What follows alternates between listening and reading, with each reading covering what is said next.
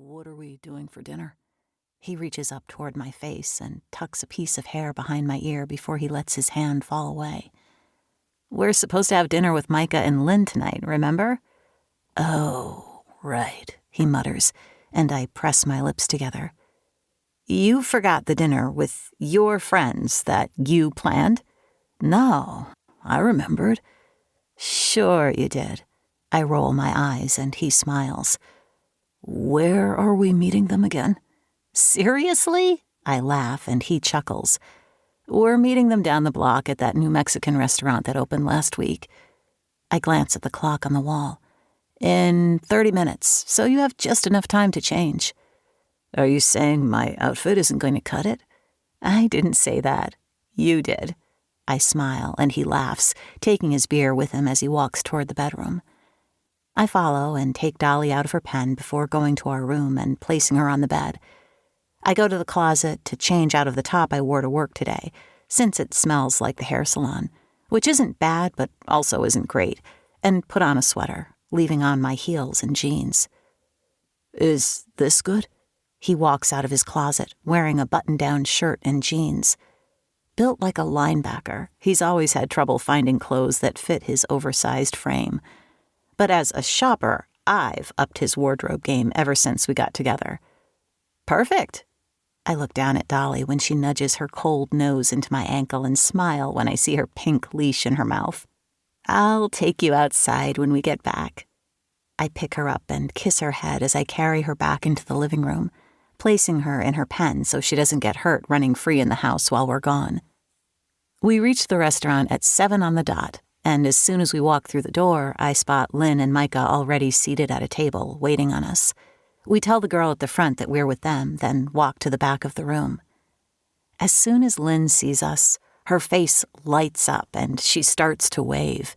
Hey, I laugh, giving her a hug when she stands as we reach the table. I'm so glad we were able to get together. She rocks me from side to side, as Micah and Eli do that whole one-armed back pat thing men do when they greet each other. Me too. I give Micah a hug, then slide into the booth, and Eli slides in next to me. So, Lynn grins, holding up her hand, and my mouth drops open when I notice the glittering diamond ring on her finger. Stop it, I cry, grasping her hand from across the table. When did this happen? Yesterday. She looks over at Micah with a sappy smile. He proposed when we were at the zoo last night for the beer and wine festival. I love that. Congratulations, you two. I glance up at Eli as he repeats my sentiment. I think we need champagne. We definitely need champagne, Lynn agrees from across the table. I'm good with beer, Eli mutters, and I elbow him in the side. He looks down at me and sighs. Or champagne, Micah laughs.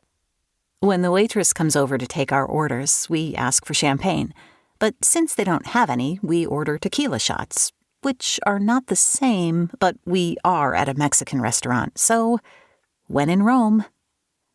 Feeling a little tipsy after shots and a margarita, even after eating fajitas, I look up at Eli when Micah asks playfully, When are you going to propose to Emma?